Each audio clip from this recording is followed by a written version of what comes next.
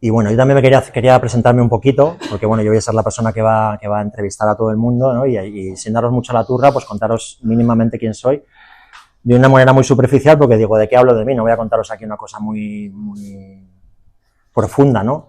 Simplemente a nivel laboral. Yo trabajé muchos años de terapeuta de periodista, y hace 6 años yo siento que llegué a casa y empecé a escribir y empecé a acompañar personas, ¿no? En mucha parte gracias al viaje a Ítaca que supone la formación de Gestalt que todos o muchos de vosotros estáis viviendo o habéis vivido, ¿no? Y la escritura, el periodismo y la psicoterapia tienen un nexo, que es la palabra. Y el periodismo, si focalizamos un poco más, y la psicoterapia tienen otro nexo, que es la pregunta. El periodista pregunta para saber y el psicoterapeuta también pregunta para saber, ¿no? Los que seáis un poco más mayores os acordaréis de un periodista que juntaba muy bien esto. Se llamaba Jesús Quintero, el loco de la colina. Este hombre juntaba perfectamente lo que era la psicoterapia con el mundo periodístico, ¿no? Por sus silencios, por los tonos, hacia dónde iban dirigidas las preguntas, o sea, era un maestro, ¿no? Y ya está. Que tampoco quiero hablar mucho. Para mí era muy importante empezar con María, porque María, bueno, para mí era una forma de homenajearte y una forma de demostrarte el cariño, el reconocimiento y la presencia, ¿no? Que tú nos has dado a todos nosotros durante 28 años, ¿no? Así que bueno, pues cómo no empezar con María, ¿no? Y ¿querías decir algo? ¿Qué? Que querías decir algo, ¿no? Que querías decir tú algo antes de empezar con todo. No, solamente quiero acordarme de Palestina.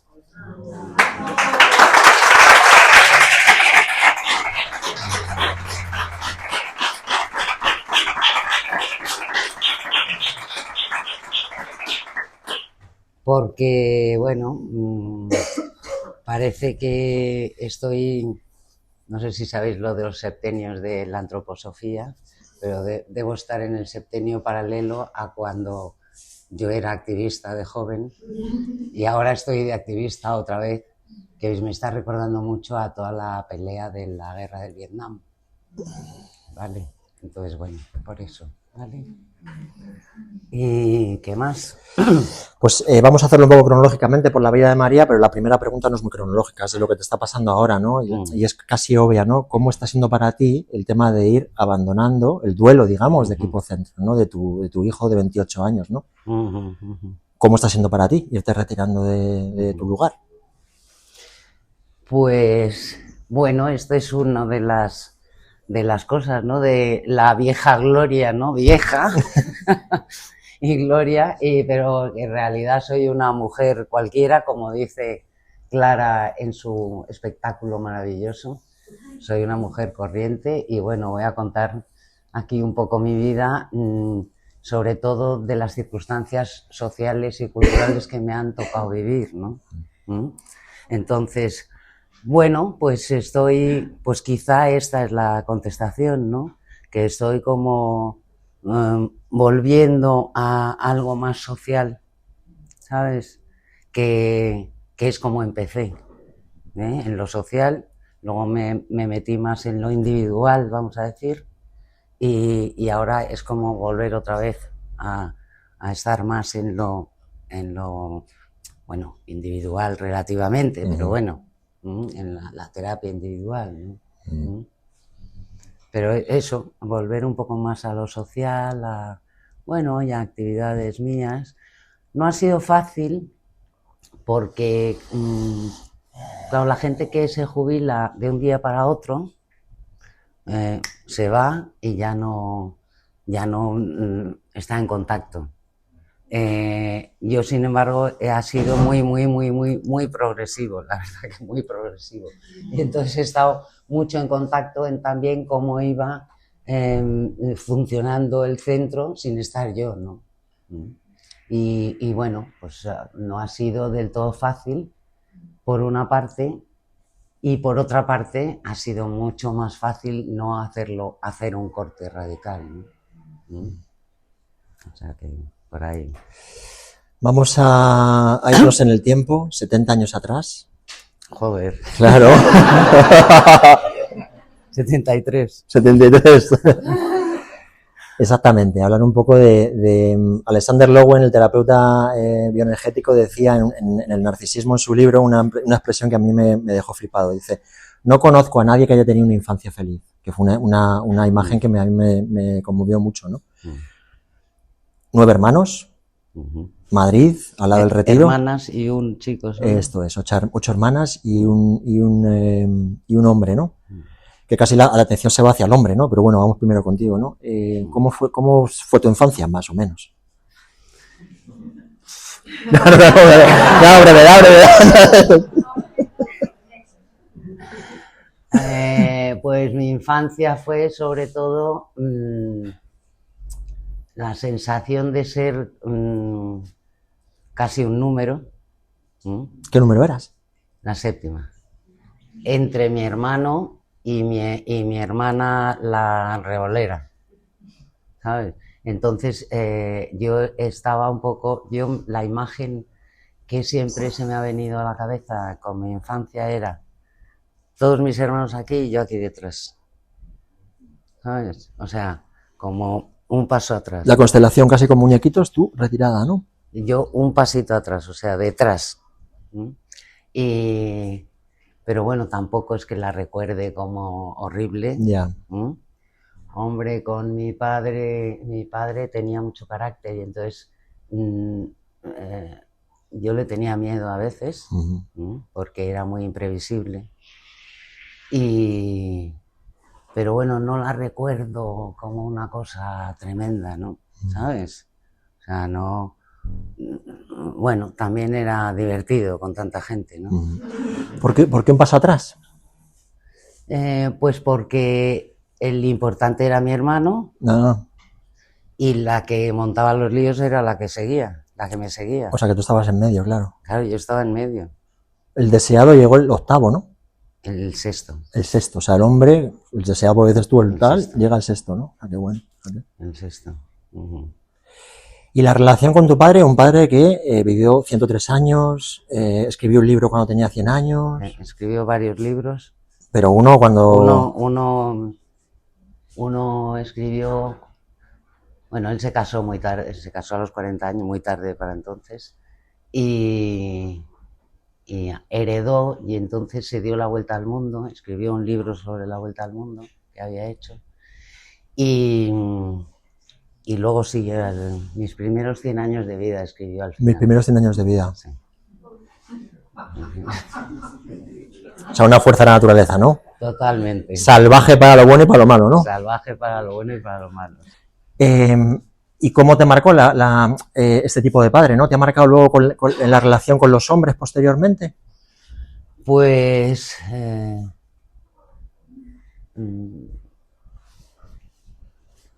quizá me haya marcado algo, claro, a mí me gustaban hombres muy que fueran fuertes, como mi padre, y también lo contrario, ¿sabes? Entonces me ha marcado, en cierta manera, sí me ha marcado, ¿no? Bueno, también tenía la referencia de mi hermano, que era más tranqui, aunque ahora es otro salvaje, pero bueno. ¿Sabes? Y tu madre, pues una mujer que gestaba, paría y criaba, ¿no? O sea, que muchos años ella, ¿no? En esto. ¿Cómo fue la relación con mamá? Pues mira, como mi padre ocupaba tanto, yo de pequeña a mi madre casi no la recuerdo. Vivíamos también con una abuela y son dos caracteres muy diferentes. Mi madre muy sencilla, muy humilde, muy cercana, muy agradable. Y mi abuela era... recta. Sí, muy... Ella se ocupaba de la casa y mi madre se ocupaba más de nosotros, ¿no? Y bueno... luego he tenido una relación muy buena con mi madre, porque era una persona muy liberal, muy libre, y yo podía hablar con ella muy bien, incluso de cosas de mis estudios, y ella me daba unos puntos muy buenos, era inteligente. ¿Y este Madrid de los años 50, 60? Espera, y mi padre lo que nos ha enseñado mucho es ir al mundo. O sea, él ha viajado mucho, nos ha hecho viajar mucho, le interesaba mucho todo tipo de culturas, y por eso yo también he viajado mucho. O sea, la labor del padre, ¿no? Que supuestamente el cliché es que la mamá debe dar amor y el papá debe sacar a la vida, ¿no? O sea, que ahí se fue un poco la estructura vuestra, ¿no? Los que no vivimos esa época nos imaginamos un Madrid muy gris, ¿no? El nodo, pero me imagino que tú de niña no eras consciente que vivías en un Madrid oscuro y en una dictadura, ¿no? ¿Cuándo empiezas a ser consciente de, oye, aquí hay algo que no va bien? En la adolescencia ya. ¿Sí? Sí. O sea, años 60 ya, ¿no? Años 60 ya. Años 60 en el colegio hacíamos, aunque era un colegio religioso, pero empezó a abrirse y hacíamos discusiones y, bueno, recuerdo a una amiga mía, que en las discusiones hablábamos, bueno, de lo que pasaba y decía, no, es que yo nunca he visto un pobre, yo no sé nada de los pobres. ¿Nunca he visto un pobre? Sí. Como que no sabía que nunca había visto un pobre. Que existían los pobres, ¿no? O sea, era alucinante, ¿no? Yo me quedaba alucinada, ¿no? Ahora un franquista te diría que no había pobres, ¿sabes? Claro. Claro. Y este cliché también que se suele decir que las personas que estudian psicología o que se forman para ser terapeutas es que tienen que solucionar algo vital, que todos lo tenemos, ¿no? Pero como que incides un poco ahí. Tú eliges estudiar psicología cuando no existe la carrera de psicología, ¿no? Yo elegí hacer psicología, yo creo que nunca lo he sabido bien. Me gustaba mucho la filosofía, que es donde se hacía algo de psicología. Había una profesora, monja, que se ocupaba mucho de nosotros en la adolescencia, y yo en cuarto de EGB, no, de bachillerato, en cuarto de bachillerato había que elegir ciencias o letras. Yo pensaba haber elegido ciencias, pero pregunté, ¿qué hay que hacer para psicología? O sea, yo ya ahí lo tenía claro. Y me dijeron letras. Y dije, pues letras. Y hice letras para hacer psicología. No sé de dónde lo saqué, la verdad. Ya, no has adivinado. O sea, que este deseo, ese deseo que viene un poco inconscientemente de arreglarme la vida o de saber qué me ocurrió en la infancia para intentar ponerle orden, no es tanto. No sé de dónde me vino, la verdad. Intuitivamente, a lo mejor, ¿no? No sé de dónde me vino. Y de hecho, bueno, empecé psicología, que no era psicología, era filosofía y letras, sección psicología. Era la segunda o tercera promoción de psicología. Claro, nos daban clase matemáticos, filósofos, psicólogos, yo creo que solamente uno, Pinillos. ¿Te acuerdas de él, no?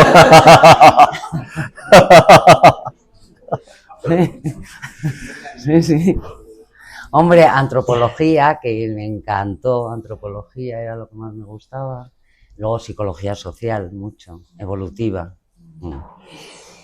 Y claro, mayo del 68, movimiento hippie en California, me imagino que tú más o menos por ahí entras, allá hay un deseo de, oye, esto no, ¿sabes? O sea, bueno, lo que me marcó a mí para entrar de todas es, yo era amiga de, no sé si decir el nombre o no. Se está grabando. De Beatriz, y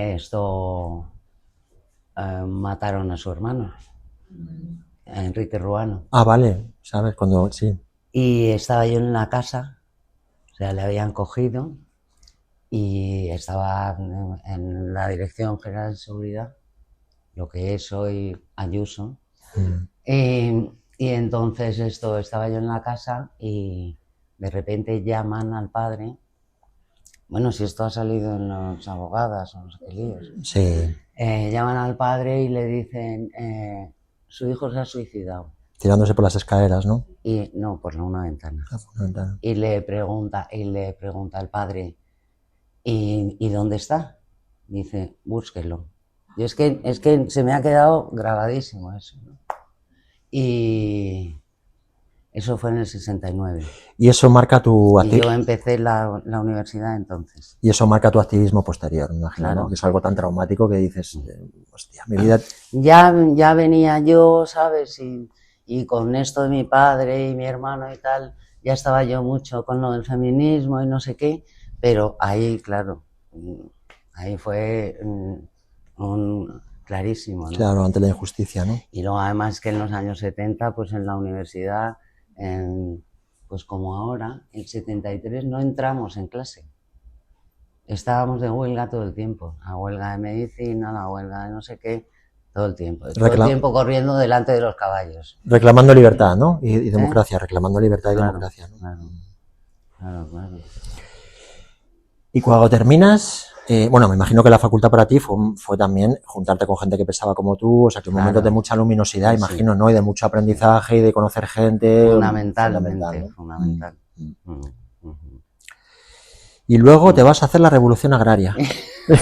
Yo cuando me enteré me encantó, digo, es que más roja no puede ser, ¿sabes? La revolución agraria, ¿sabes? Parece Rusia siglo XIX. Nada más salir, yo quería... Nada más salir, yo quería, sí, ir al campo, a vivir fuera de Madrid. Y encontré una organización que, no sé si, ahí no se hablaba de partidos, ¿no? Yo no era de ningún partido, pero ahí no se hablaba de partidos en ese momento, ¿sabes? Todo el mundo lo tenía como en secreto. Yeah. Y había una organización en Valladolid, que no sé cómo me enteré, la verdad.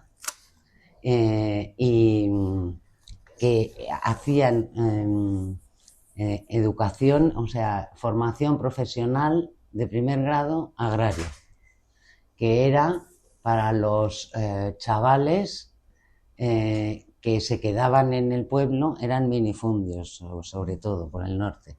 Entonces, el chaval, en teoría, el más tonto, que se quedaba para ayudar a los padres en el campo. Y entonces nos fuimos allí, otra amiga mía de la facultad y yo nos enseñaron, nos dijeron tal, y había todo este tema de las autonomías ya, de las comunidades, sí. Yo me hubiera ido a Asturias, pero como estaba ese tema, pues me fui a Castilla, me fui a León, a un pueblo de León, a Carrizo de la Ribera. Carrizo de la Ribera. Sí. Y nada, y allí estuvimos con estos chavales que hacíamos unos programas totalmente... esta organización venía de algo de Francia, era en régimen de alternancia. Entonces estaban una semana en el colegio, que bueno, el colegio era como una cuadra, pero bueno, y viviendo y todo, y los profesores también, y otra semana en su casa. Entonces en el colegio les dábamos, con la agencia esta de extensión agraria, todo lo más técnico, más avanzado de la agricultura, la ganadería, no sé qué, no sé cuántos, y en la casa hacían lo tradicional. Entonces hacían trabajos en la casa, nosotros íbamos a visitarles y nos peleábamos por visitarles. ¿Por qué te ríes? Para comer. Nos peleábamos por visitarles en las casas porque, claro, hacían la matanza, nos daban vino. Estábamos 4, estábamos esta compañera mía y yo y 2 chicos de Salamanca. Y en el 75 Arias Navarro da la noticia en la televisión de que Franco muere, ¿no? Y vosotros os venís a Madrid a celebrar. Entonces yo estaba allí en Carrizo y cerramos el colegio y nos vinimos a Madrid a celebrarlo. A celebrarlo, por todo lo alto. Bueno, allí la revolución agraria era también que había mucha movilización de los agricultores, de los campesinos, que allí había un monopolio de lúpulo y les tenían machacados, ¿no? O sea, les daban las plantas y luego cuando estaban, estos les pagaban la mitad, bueno, un horror, ¿no? Entonces había muchos cortes en las carreteras de los agricultores para protestar, ¿no? Y ahí estábamos un poco con los padres de los chavales, ¿no? O sea, la lucha estaba en otro lado, ¿no? Era poder tomar la píldora, era poder empezar a ver lo del aborto, estaba el tema de tener trabajo fuera de casa, que luego vino el problema de la doble jornada laboral, ¿no? Era otro tipo de lucha, la verdad. No sé si es cierto, pero me parece que hasta el año 70 y tantos una mujer no podía viajar libremente a otra ciudad sin el permiso de su marido, ¿sabes? Sí. Bueno, pues después o de su padre. O de su padre, ¿no? Bueno, pues estamos hablando de parece el siglo XVI. No sacar el dinero. Bueno, yo eso no lo viví tanto, pero era más un poco antes, ¿no? Terminas la facul y no te ves, terminas la carrera de psicología y no te ves preparada para ponerte delante de una persona y hacer terapia. No. Definitivamente no, ¿no? Todos mis compañeros, ay, me voy a poner un gabinete, y yo decía, pues estos están de los nervios porque no, si no hemos aprendido, ¿sabes? Claro. Y entonces yo pues pensé que con la educación podía hacer más y por eso me fui a la educación, ¿no? Podía hacer más para la sociedad. Yo estaba en eso, ¿no? En lo social. O sea, mi trayectoria ha sido muy, muy social, la verdad, ¿no? Incluso yo creo que en la terapia se me ha notado, incluso en las supervisiones, ¿no?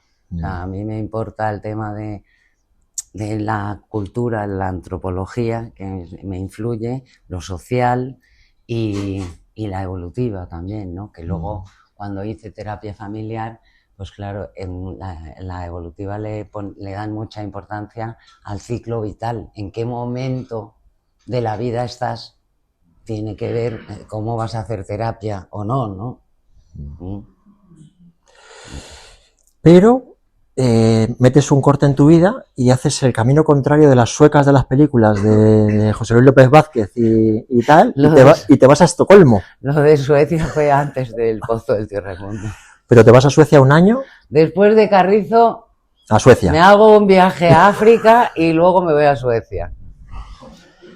Y sí, me fui a Suecia es un país súper libre, claro, nada que ver con España, ¿no? Nada o sea, que como ver. día de la noche, imagino, Nada ¿no? que ver, nada que ver. ¿Cómo fue ese año? Ahora estaban en un tema de contra la inmigración, ¿eh? Porque claro, era toda la época de todos latinoamericanos que emigraban a Suecia. Y estaban ahí un poco contra el tema de la inmigración.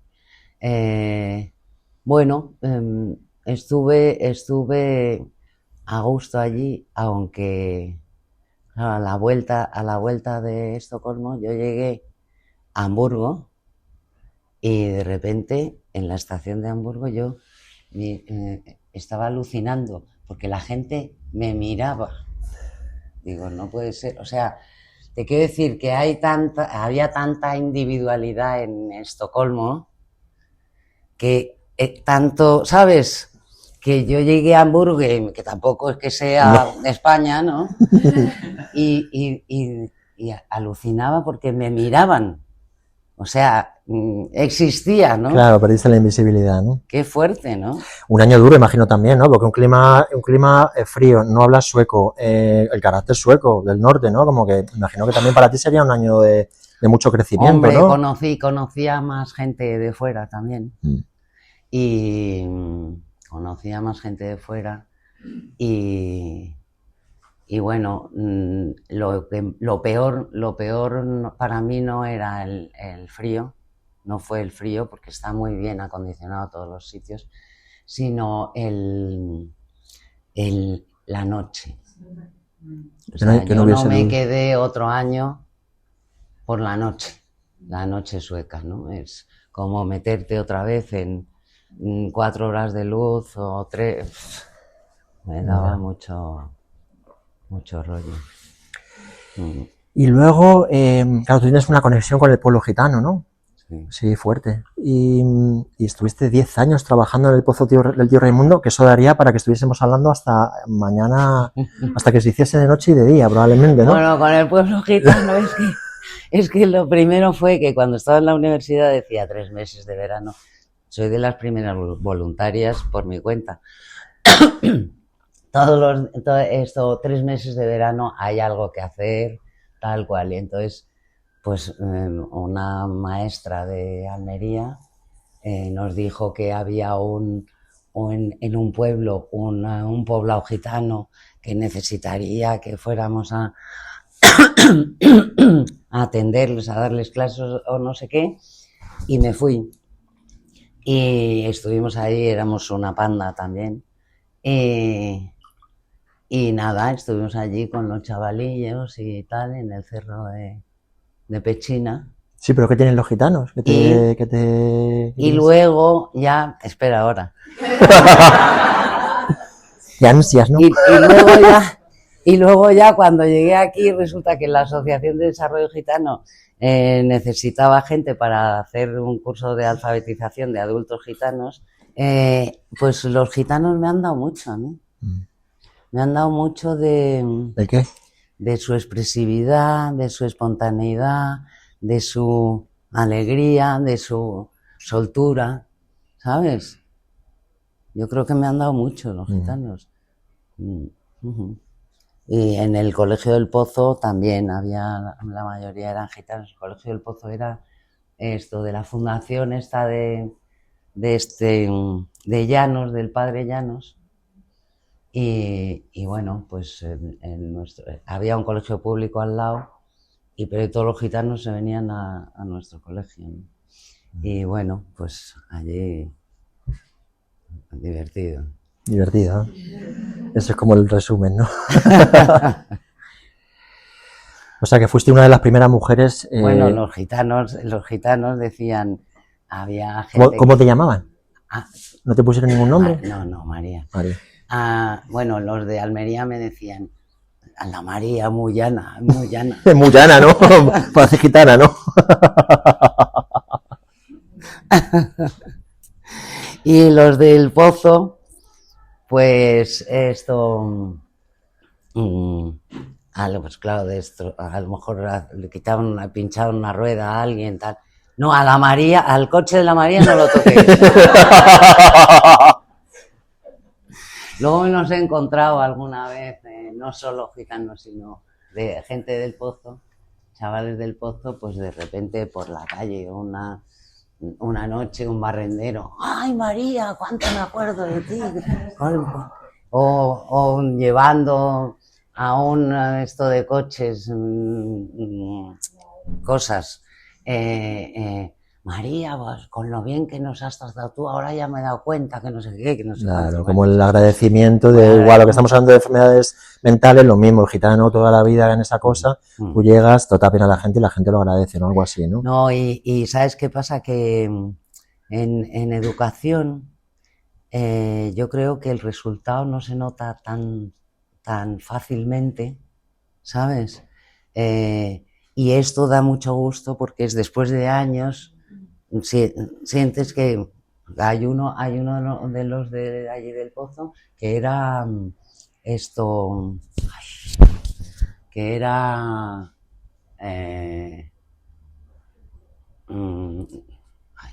Concejal.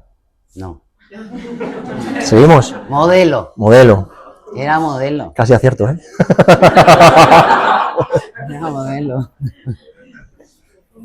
Que era modelo.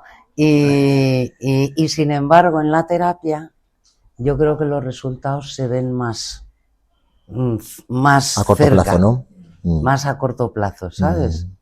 O sea, la sensación que yo tengo es esa, que en la educación, bueno, tú siembras y luego sale el tema, ¿no? Sí. Pues igual que con los hijos, ¿no? Pero con la terapia lo vas viendo, ¿no? O sea que una de las primeras mujeres que fuiste psicóloga, licenciada en psicología, y los que somos gestaltistas, ahora somos muchísimos, ¿no? En España, en Europa y en el mundo occidental y por ahí, ¿no? Pero claro, hubo un tiempo en el que no había gestaltistas en España, ¿no? Empiezas en 1979 a interesarte por la Gestalt, ¿sabes? Que eso es como... En el 79, yo nunca dejé, yo estaba en la educación, pero nunca dejé de hacer cursos de psicología, de terapia. Hice la dinámica del Escorial, al volver de Carrizo, bueno, estando en, ¿cómo se llama?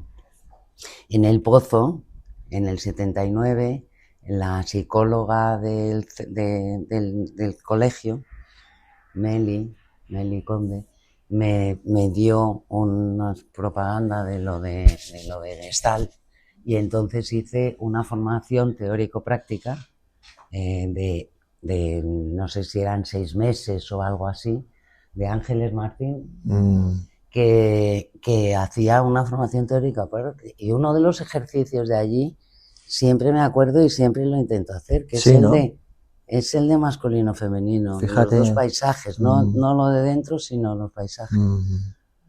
Muy, muy interesante. Y bueno, ya me quedé, digo, esto es lo mío, ¿no? Pero yo seguí en El Pozo y Ángeles Martín me mandaba propaganda, no sé qué, y hasta después de 10 años, ¿no? Empecé en el 87. Empecé la formación, en el 85 hice Las Cuatro Caras con Paco Peñarrubia. Antes, en el 80, estábamos con El Innombrable, Gerardo Arcaeños, que hacíamos, ¿cómo se llama? Hacíamos bioenergética y un montón de cosas, respiración holotrópica, que a mí me parecía como, además lo hacíamos de noche y aquello era como un aquelarre, una cosa ya fuerte, ¿no? Claro. Brutal, ¿no? Sí. Y bueno. Te quedas con los nombres importantes, ¿no? Meli Conde, El Pinillo, o sea, con los que te fueron marcando un poquito, el único profe de psicología que te dan, no sé qué. O sea, que yo ibas buscando, obviamente, una rama humanista, ¿no? En el trabajo de psicología, ¿no? Descarado.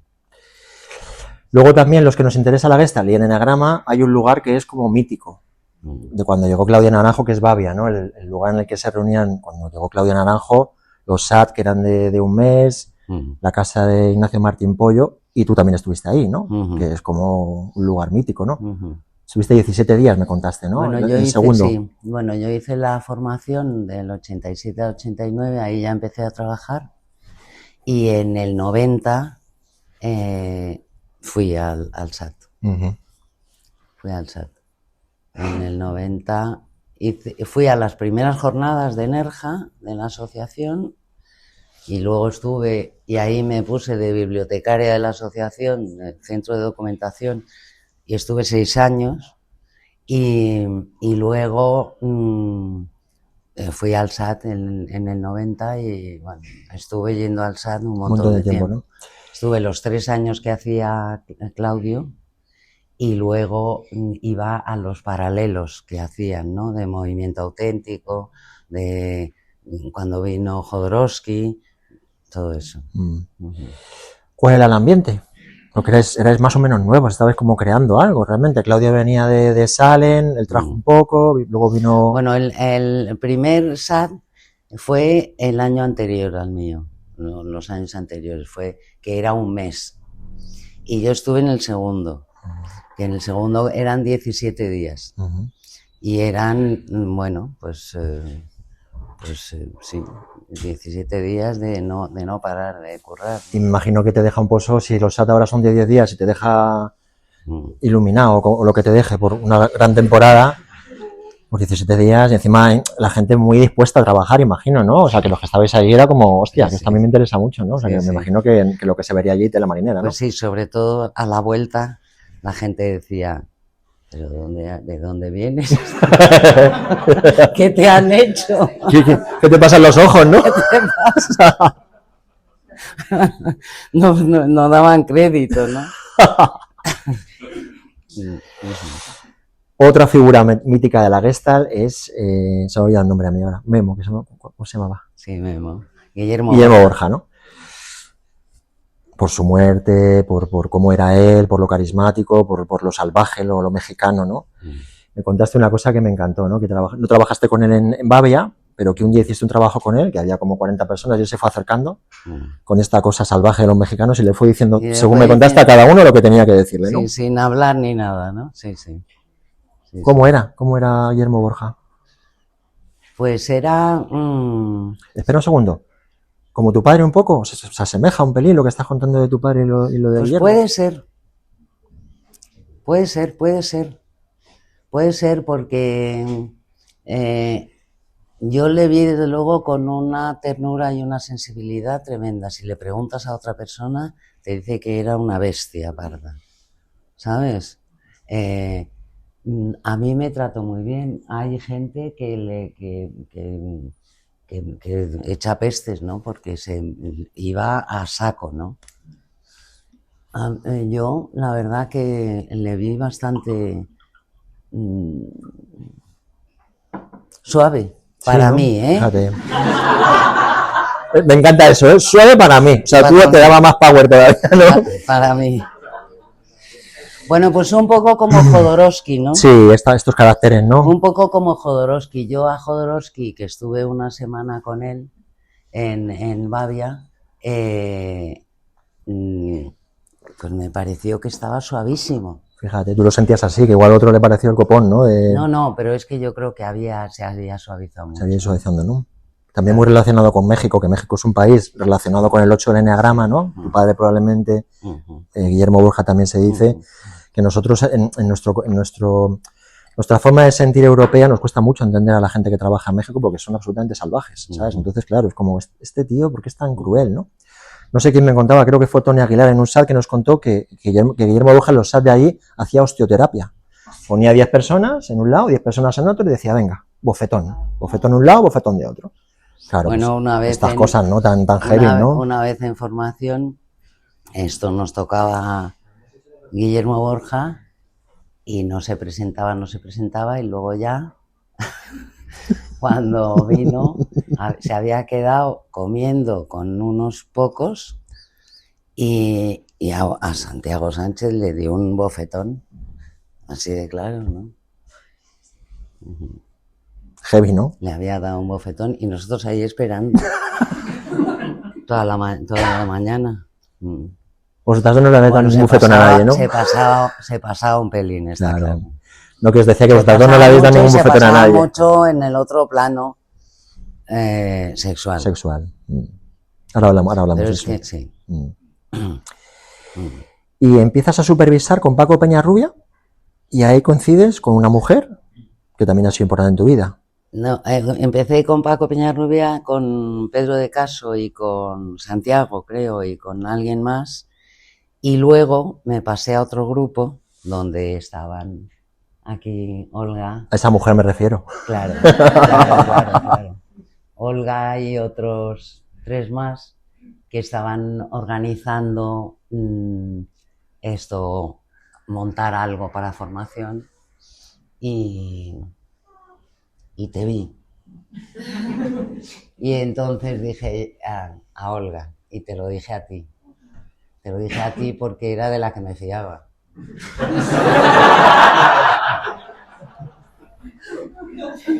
Y entonces le dije si podía entrar en el grupo y ahí empezamos a organizar. Había una persona más que se fue, ¿no? Y entonces empezamos a buscar sitio y tal. La idea era hacer formación y creo que las que teníamos mayor interés en hacer formación era Olga y yo, la verdad, porque las otras 3 personas yo creo que no tenían tanto interés, o por lo menos esa es lo que me pareció a mí. Yo tenía mucho interés por unir un poco lo educativo con lo terapéutico, ¿no? Me apetecía mucho. Y bueno, y entonces nos pusimos a ello y cogimos el centro de Fernando de los Ríos, 5 personas, 2 a los 2 años se piraron y otra. Y yo creo que, vamos a ver, yo creo que el equipo centro ha tenido varias fases, no sé, tú ahora dirás también, ¿no? La primera era como de iniciación, esos 2 años, que hacíamos la formación de 2 en 2 y tal y cual, ¿no? Era como iniciación. Cuando desaparecieron estos 2 fue un poco de empezar a estabilizarse, ¿no? Empezar a estabilizar un poco. Y cuando ya la otra persona se murió y no pudo, y seguimos Olga y yo, yo creo que fue ya el asentamiento, el empezar a crecer, o sea, algo mucho más sólido, ¿no? Y ahora esta tercera parte, que me he ido yo, es como que ya es el crecimiento máximo, ¿no?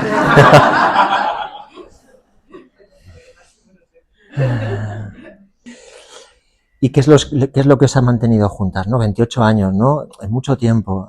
Yo lo que voy notando es que cuando los proyectos gestálticos se separan, hay una hostia, no se separan de cualquier manera. O sea, tenemos el caso de Tony Aguilar en Barcelona, aquí algún otro caso, ¿sabes? Hay un movidón del copón, ¿sabes? Esto es mío, esto es tuyo, pero al final sacamos el dedo. Entonces, la pregunta es, ¿qué os ha mantenido juntas? Yo creo que ha habido un respeto tan grande y una coincidencia.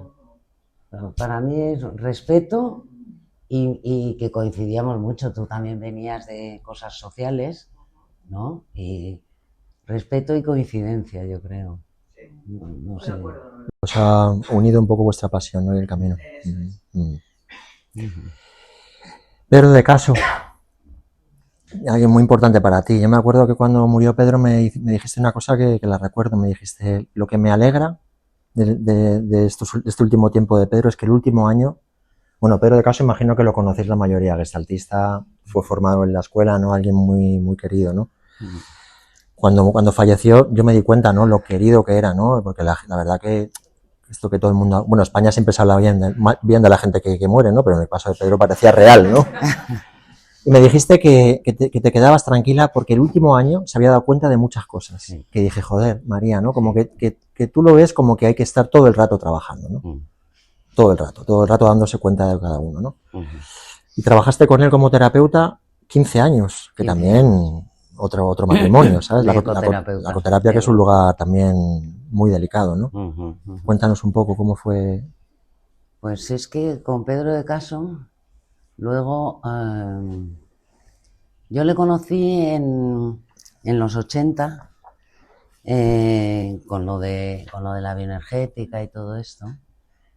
O no sé si antes, que tenían él y Asunta Ormaechea un centro que se llamaba Aldaba. Bueno, da igual. El caso es que le conocí ahí y es que ha habido muchas coincidencias, porque resulta que vivía cerca de mi casa cuando era su familia y la mía. Pero bueno, eso no nos conocíamos. Cuando yo tenía un grupo de montaña, él resulta que vivía en el piso de arriba. ¿Sabes? Bueno, entonces, pues nada, nos encontramos. Yo fui, él estaba haciendo un grupo de terapia en el 92 o en el 91 con Águeda y terminaron. Y entonces al año siguiente me dijo si quería yo hacer terapia. Eso, hicimos y empezamos a hacer terapia de grupo y es que funcionó fenomenal. Por lo mismo, por el respeto. Él, bueno, pues ya sabéis que la ecoterapia no es fácil, ¿no? Él tiraba por un lado y entonces yo se lo respetaba, o tiraba yo y él me lo respetaba. O sea, como que era muy fluido, ¿no? Era muy fluido y también muy complementario, ¿no? Porque él era más... Claro, yo era la mala, ¿eh? Él era más suave, más acogedor, no sé qué, y yo era la que daba más, ¿no? En general. La gente se ríe. Se ve que están de acuerdo en esto. Es curioso, pero 15 años, ¿eh? Y todavía hay 2 o 3 grupos que se siguen viendo. De aquella época. Se siguen viendo. Claro, la terapia de grupo es un poco diferente a lo de la formación, ¿no? Porque yo creo que se hace, no es como con los psicoanalistas que no dejan verse fuera, ¿no? aquí se veían y se han hecho amigos y siguen viéndose y trabajando cosas incluso y todo, ¿no? Sí, sí. Muy bonito, la verdad. Un gusto. Y bueno, pues funcionábamos nos lo pasábamos muy bien preparando las cosas porque nos inventábamos muchos ejercicios y cosas, ¿no? Y entonces hacíamos grupos todos los, no sé si eran un día a la semana y luego lo que hacíamos era un fin de semana al trimestre. Y eso estaba muy bien. Un retiro, ¿no? Entonces, de lo que veíamos por dónde iba el grupo, planteábamos el fin de semana, ¿no? Entonces estaba muy bien, la verdad. Nos lo pasábamos bien, además, ¿eh? Sí. Vamos a meternos Hombre, es que para mí es importante pasárselo bien. Claro. Tantos años con los gitanos, está claro, ¿no? Son divertidos. Vamos a meternos un poco en esto que significa ser terapeuta. Que yo te decía el don de la terapia, hemos estado que el don, que el arte, trabajar como terapeuta, que es un trabajo como otro cualquiera, aunque tú tienes 3 frases que te he escuchado muchas veces, 3. Una es, la vida es terapéutica, que la dices mucho, que es como que no creáis mucho por hacer muchas formaciones, ir al SAT, tal, no, que la vida ya es terapéutica y la gente, aunque no haga nada de trabajo, ya hacen su proceso, ¿no? Se me olvidan las 2 frases. Qué momento más aterrador, ¿no?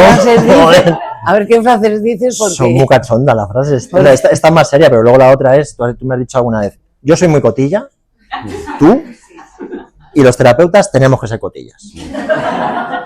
Varias veces. Que la suscribo, ¿eh? Y luego otra que me parece muy real y muy bonita, que es que los terapeutas tenemos una fortuna inmensa porque vemos la hondura y la realidad y la profundidad del ser humano, que vamos, que la suscribo también, ¿no? O sea, que son frases tuyas. María, ¿qué es lo primero que te fijas en un paciente en la primera sesión? ¿En qué te fijas? ¿En los mecanismos, en el cuerpo, en la intuición? ¿En qué es lo primero que subrayas?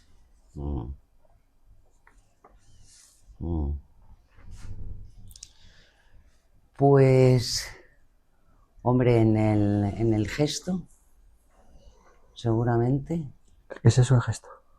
¿A qué te refieres? En el gesto de cara y en el gesto de, ¿sabes? En el gesto y en la sensación que me da, fundamentalmente, ¿sabes?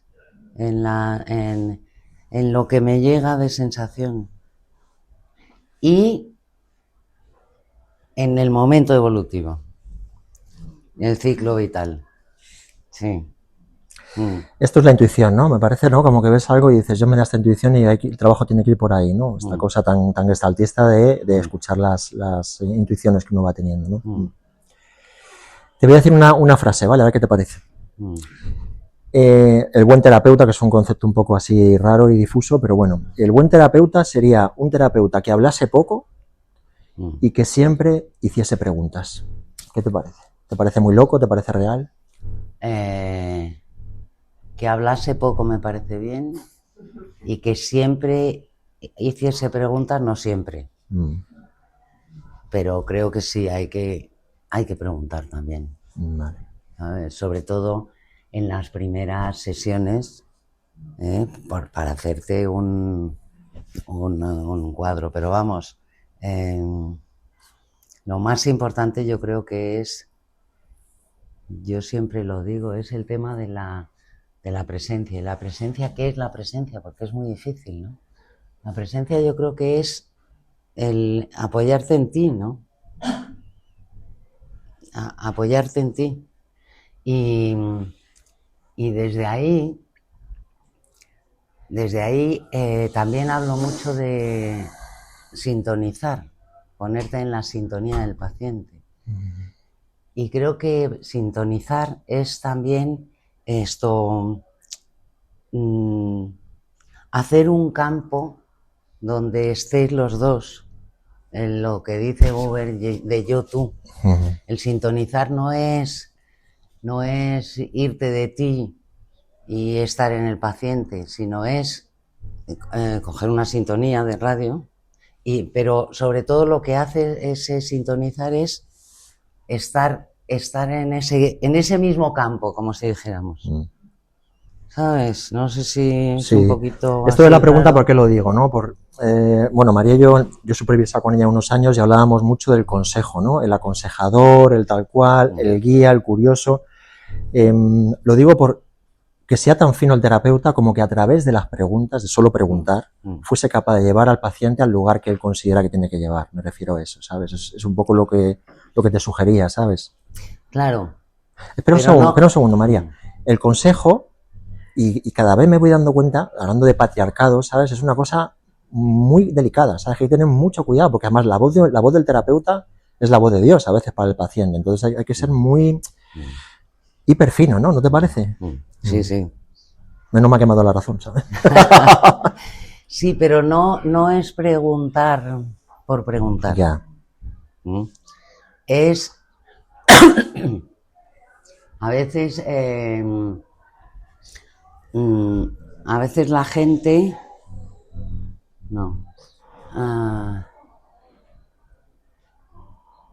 el tema es que a veces la gente cree que las únicas intervenciones son hacer técnicas. Y yo creo que en la comunicación hay intervenciones que no solamente son preguntas, pero también que hacen ir por un sitio o por otro, está claro. Afirmaciones, ¿no? Sí, sí. Pero lo que son intervenciones de comunicación, yo siempre lo digo en un curso que hice de comunicaciones, se aprende si yo hago hasta aquí, o sea, si el paciente hace hasta ahí y yo le doy un poquito más. Y luego, con ese poquito más, entonces él va un poco más allá y yo le doy un poquito más, ¿sabes? Y eso es una técnica, y es técnica verbal, pero es técnica. Porque es que parece que las técnicas solamente son ponerles a hacer sillas y no sé qué, no sé cuántos, ¿no? O dibujos o no sé qué. Y yo lo que creo es que el arte de la terapia está justamente en lo mismo que pasa con la música, por ejemplo, ¿no? O sea, al principio estás en la técnica y tienes que aprender la técnica, y la técnica hay que saberla. Y el arte viene cuando te olvidas de la técnica y sale otra cosa. Tu ser, ¿no? ¿Sabes? Para mí ese es el arte. ¿Sabes? Claro, ¿qué pasa? Que esto se coge con los años. Y no siempre se llega, ¿no? Oye, que hay gente que toca muy el piano, pero nunca llega a ser artista, vamos a decir, ¿no? Sí. Entonces, como es trascender la técnica, como si dijera, eso no quiere decir que no se pueda utilizar, evidentemente que hay que utilizarla también, pero es como trascenderla, ¿no? Ese es el arte. Si el trabajo de terapeuta humanista tuviese tres partes, digamos, o tres formas con las que puedes acompañar en la salud a la persona en su proceso, la primera sería la escucha con presencia. La segunda sería crear un nido, ¿no? La relación que tienes con la persona, lo que estás diciendo. Y el yo-tú, el campo. Ya casi la has respondido a la que te voy a hacer. Y la tercera fuesen las técnicas terapéuticas, ya vacía, lo que, bueno, genograma, lo que sea. Y no nos olvidemos de la compasión. De la compasión. Sí, pero bueno, la compasión yo casi la incluyo en esa parte, ¿no? De la relación entre el terapeuta y el paciente. ¿Cuál para ti es la que más sana a la persona? Pues yo te diría que la compasión. La compasión. La compasión, que no confundirlo con el amor, porque el amor está muy viciado, es otra cosa, ¿no? Es... sí, padecer con él, compasión, apasionarte con él o con ella, ¿no? Algo así, ¿no? Algo así. Y yo creo que la presencia evidente, el estar tú, la presencia que es también estar tú consciente con lo que hay, sin olvidar al otro, ¿no? Bueno, pues las neuronas espejo, y no solo las neuronas, yo creo que las células espejo, no solamente hay una transmisión aquí, ¿no? Es un poco lo que decía también Claudio Naranjo, el tema del contagio. Hay algo, yo le llamaría más transmisión, él hablaba de contagio, ¿no? Si tú estás consciente, estás en ti, no sé qué, hay un contagio, hay una transmisión. Yo, cuando he estado con esto...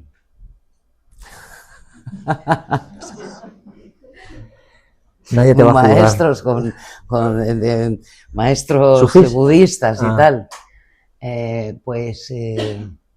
Claro, lo importante muchas veces no era lo que decían, porque hablaban de una manera tan sencilla y tan simple que tampoco era nada especial, pero había algo de transmisión, ¿no? Me parece que te llegaba por otro lado. ¿Y tú crees que el terapeuta tiene que llevar una vida, no digo impecable porque impecable es una palabra muy grande, pero crees que el terapeuta tiene que tener una vida ejemplar fuera de sesiones? Obviamente. ¿Ejemplar? Sí. ¿Qué quiere decir? Me parece que no, ¿no? ¿Qué quiere decir ejemplar? ¿Qué quiere decir ejemplar? No. No, déjame que te explique. Somos personas... No he dicho lo de Clara, ¿o sí?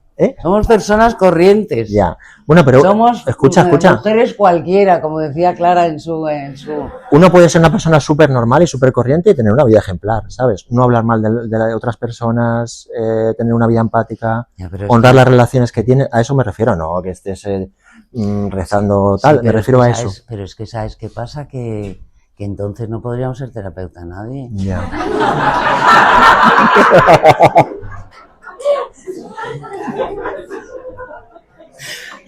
Yo lo intento, por lo menos. A veces no me sale, pero por lo menos lo intento, Lo intentamos, ¿no? Ser lo mejor posible, pero... bueno, yo creo que eso es como... Sí, hay alguna gente que dice, no, yo es que hasta que no esté bien no puedo ser terapeuta, pero es que entonces no puedes estar nunca, no puedes ser nunca terapeuta. ¿Sabes? Hasta que no tenga todo solucionado, pues no. No, está claro que no. ¿Y tú crees que el paciente, que la sanación del paciente, por llamarlo de alguna manera, tiene relación con el cariño que tú sientes hacia él? Quiero decir que los... Para empezar, el paciente no se sana. Bueno, por decirlo de alguna manera. Yo creo que no sanamos, vamos aprendiendo, vamos siendo más conscientes, vamos dándonos cuenta de más cosas, pero sanar, vamos aceptando, sobre todo, yo creo que es la aceptación. La sanación es la aceptación. Es, bueno, no sé cómo lo ves tú.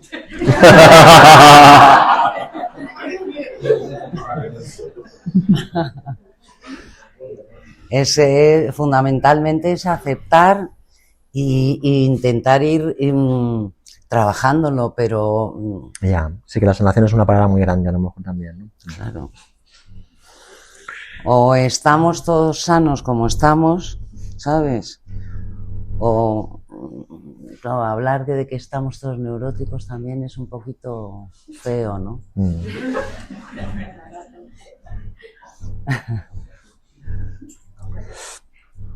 Hemos hablado antes del tema sexual, que a mí también me interesa, ¿no? Nosotros venimos del... Sano es estar aquí y vivir, ya está. Sí. Hemos hablado antes del tema sexual, hablando de Guillermo Borja, y... ¿Tú crees que es compatible tener relaciones sexuales con un paciente? ¿No? Yo creo que, claro, ¿cuándo nació este tema? Nació en la Gestalt y todo esto. Pues en la época de la cultura, de la contracultura, en la época de la libertad sexual aquí en España, en esa época. Y ahí yo creo que la gente se pasó mucho, la verdad. Y la gente decía que no pasaba nada y que era terapéutico, bueno, para cubrirse su, ¿sabes? Pero yo creo que hay, aunque sea que somos dos personas iguales, son funciones diferentes. El objeto del trabajo es la persona y tú llevas tus conocimientos y tal. Somos dos personas, pero hay un asunto de poder que se pone al terapeuta y de autoridad que si lo utiliza es un abuso de poder para mí, la verdad. Sí. ¿Sabes? También Fritz Perls, o sea, fíjate, salen años 60, contracultura, movimiento hippie, Fritz Perls en pelotas allí, follándose todo lo que se movía. Parece que hay un permiso del creador para hacer esto, ¿no? Y bueno, tenemos casos, pues Guillermo Borja, Antonia Sins, o sea que esto sucede, ¿no? Bueno, claro, pues... el tema... ¿Sabes cuál es el problema? El problema es que muchos gestaltistas, yo creo que ahora ya no tanto, pero del principio lo que hacían era copiar a Fritz Perls. Y claro, eso no es la Gestalt. La Gestalt es dejarse ser, no copiar la forma que tiene el otro, ¿sabes? Y yo creo que al principio la gente le copiaba. Y entonces copiaba también, bueno, su forma. Y yo creo que ahí nos hemos desvinculado un poco de eso, porque vamos haciendo cosas un poco más diferentes, ¿no? Y pensando un poco más en lo las consecuencias, ¿no? Claro. Bueno, pues casi estamos terminando. Bueno, ya hemos terminado. No. Se está súper cómoda. La hora. Hora y cuarto. Antes de dejar 10 minutos, que seguro que tenéis un montón de preguntas, a ver quién se atreve. Me voy a poner las gafas porque no os he visto en todo el tiempo. Te quería No te has puesto las gafas para no verle, ¿no? Para no verle. Te voy a proponer un jueguecillo así psicoanalítico. Yo digo una palabra y tú dices la que se te ocurra. Ya estamos. Bueno. Me lo imaginaba. Sí, ¿de verdad? Joder, muchos años supervisando. Venga, imaginaba. Va. Sin pensar. Palestina. Horror. Olga de Miguel. Un cielo me ha salido. Un cielo. María Morales. Ya te lo dije. Trabajadora. Vox. Vale. Claudio Naranjo. Un hombre. Feminismo. Necesario. Familia. Cuidado. Hombres masculinos. Hombres. La otra mitad. Madrid. También. Cansado. Cansino. Donald Trump. Ay, por favor. Equipo centro. Equipo centro, una delicia. Fritz Perls. Sus cosas.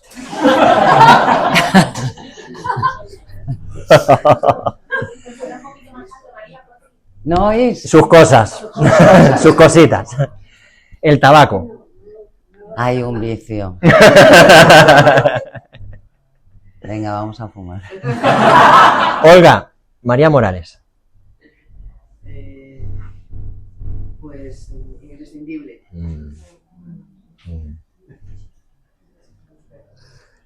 ¡Ay! Estaba deseando pasarlo esto. Bueno, pues venga. Ya el fin de semana tranquila.